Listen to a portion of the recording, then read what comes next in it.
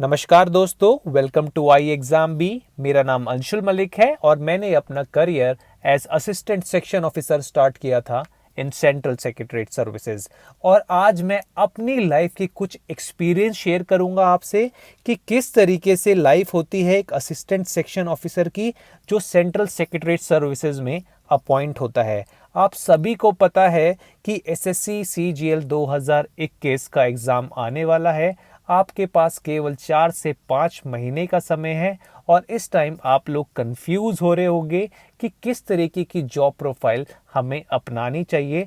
तो इसी चीज़ को मद्देनज़र रखते हुए आई एग्ज़ाम बी ने ये ठान ली है कि आपको हर एक जॉब प्रोफाइल के बारे में हम डिटेल में बताएंगे।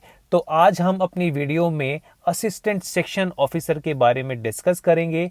तो आज की इस वीडियो में हम कुछ की पॉइंट्स डिस्कस करने वाले हैं। सबसे पहले हम समझेंगे कि what is assistant section officer, that is ASO in CSS. Secondly हम समझेंगे कि ट्रेनिंग कैसी होती है एएसओ की। अगर बात करूं तो सैलरी स्ट्रक्चर को भी समझेंगे, पोस्टिंग एंड ट्रांसफर को भी डिस्कस करेंगे, एएसओ की job profile, career path and promotion और क्या इसके एडवांटेज डिसएडवांटेज हैं। ये सारी चीज़ें आज हम अपनी वीडियो में डिस्कस करने वाले हैं। तो सबसे पहले हम हियरार्की को समझ लेते हैं कि भाई पूरे स्ट्रक्चर में असिस्टेंट सेक्शन ऑफिसर कहाँ लाई करता है। आप सभी को पता है कि गवर्नमेंट ऑफ इंडिया में कुछ 56 और 57 के करीब करीब मिनिस्ट्रीज हैं। अगर आप पूरी लिस्ट देखना चाहते हो कि कितनी मिनिस्ट्रीज हैं, जैसे department of finance, revenue, department of telecom, post, तो आप गूगल पे जाके ये लिस्ट बड़ी आराम से देख सकते हैं।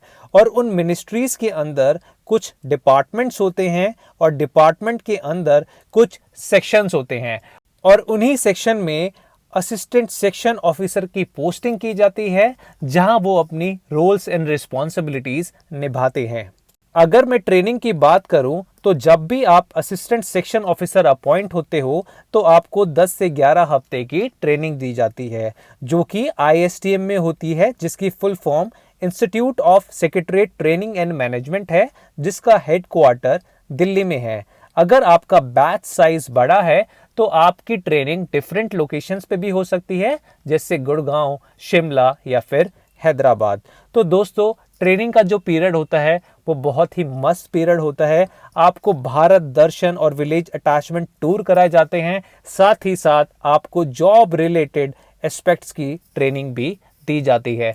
तो ये 10 से 11 हफ्ते हैं, इसमें आपको पूरे मज़े आने वाले हैं, क्योंकि सीएसएस की ट्रेनिंग जो होती है वो बहुत अच्छी होती है।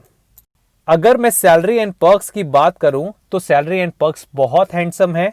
एक न्यूली अपॉइंटेड एएसओ यानी असिस्टेंट सेक्शन ऑफिसर को 58,000 से लेकर 60,000 के बीच में पैसे मिलते हैं। साथ ही साथ अगर मैं पर्क्स की बात करूं तो सीजीएचएस फैसिलिटी यानी हेल्थ फैसिलिटी बहुत ही अच्छी है। आपको अपनी हेल्थ पे 1 रुपया भी खर्चने की ज़रूरत नहीं हो, चाहे आपको कोई भी डिजीज़ या बीमारी हो, जैसे कि कोविड-19 भी।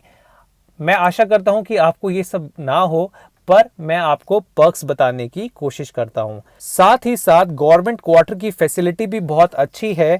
लगभग आपको 5 साल लग जाएंगे क्वार्टर मिलने में, पर वो बिल्कुल वर्थ है, क्योंकि उनकी लोकेशन बहुत ही अच्छी होती है और उनकी फैसिलिटीज़ भी बहुत शानदार होती है।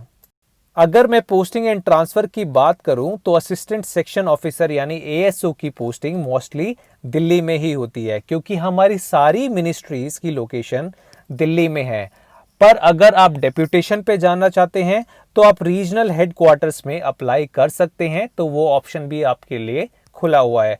तो जो लोग दिल्ली में सेटल होना चाहते हैं या अपनी आगे की पढ़ाई दिल्ली में कंटिन्यू करना चाहते हैं तो उनके लिए बेस्ट जॉब है, क्योंकि आपका वर्क लाइफ बैलेंस भी बहुत स्मूथ है इस जॉब में।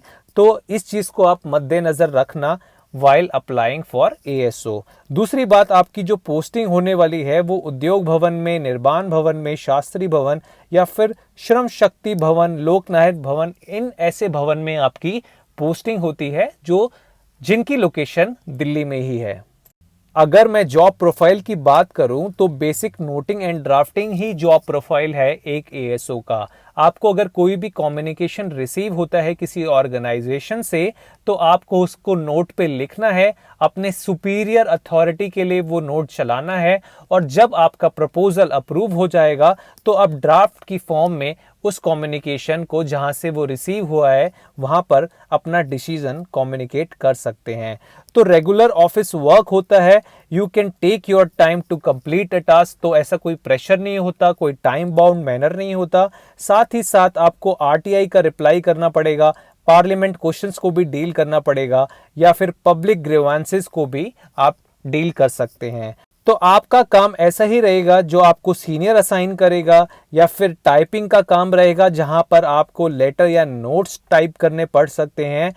तो सारा काम आपके सेक्शन पे डिपेंड करता है कि किस सेक्शन पे आप पोस्टेड हैं। अगर मैं करियर पाथ एंड प्रमोशन की बात करूं तो वो भी काफी डिसेंट है।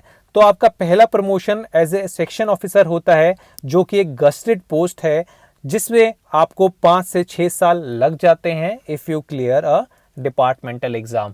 तो मैंने सेक्शन ऑफिसर का एग्जाम क्लियर कर लिया है और मैं अभी सेक्शन ऑफिसर की पोस्ट पर कार्यरत हूं। तो सेकंड प्रमोशन आपका अंडर सेक्रेटरी होता है, जिसको आपको पाने में 6 से 8 साल लग जाते हैं। थर्ड प्रमोशन आपका deputy secretary, and fourth promotion आपका डायरेक्टर लेवल पे होता है। अगर मैं कुछ बेनिफिट्स की बात करूं तो आपको फिक्स्ड वर्किंग आवर्स के दौरान ही काम करना पड़ता है, यानी कुछ मिनिस्ट्रीज में 9 to 5:30 की जॉब होती है और कुछ मिनिस्ट्रीज में 9:30 to 6 PM तक की जॉब होती है। तो ये डिपेंड करता है आप किस मिनिस्ट्रीज में पोस्टेड हैं। अगर मैं वर्कलोड की बात करूं तो ज़्यादा वर्कलोड नहीं होता है, फिर भी डिपेंड करता है आप किस सेक्शन में पोस्टेड हैं। और थर्ड मोस्ट इंपॉर्टेंट थिंग कि भाई पीस ऑफ माइंड आपको हमेशा रहने वाला है। आपके जो सीनियर होते हैं वो भी काफ़ी कोऑपरेटिव होते हैं, तो ऐसा कोई टेंशन वाला माहौल नहीं होता है। और अगर आप किसी लाइट सेक्शन में पोस्टेड हैं तो आप हायर स्टडीज़ के लिए भी प्रिपेयर कर सकते हैं। और जो लोग दिल्ली से बिलोंग करते हैं तो उनके लिए तो लाइफ टाइम एडवांटेज है कि उनको किसी भी सिटी में ट्रांसफ़र नहीं किया जाएगा।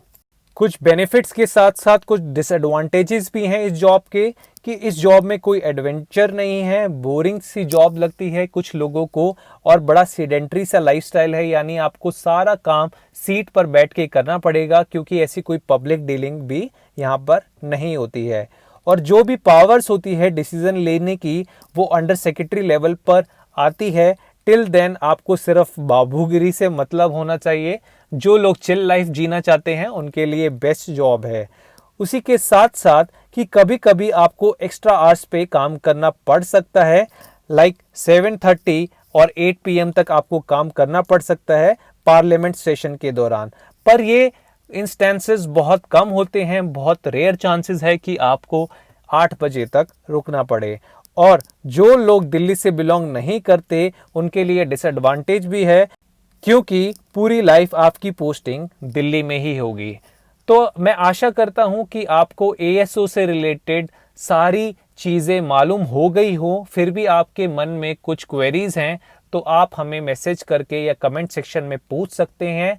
टिल देन के लिए goodbye and thanks for watching I exam B.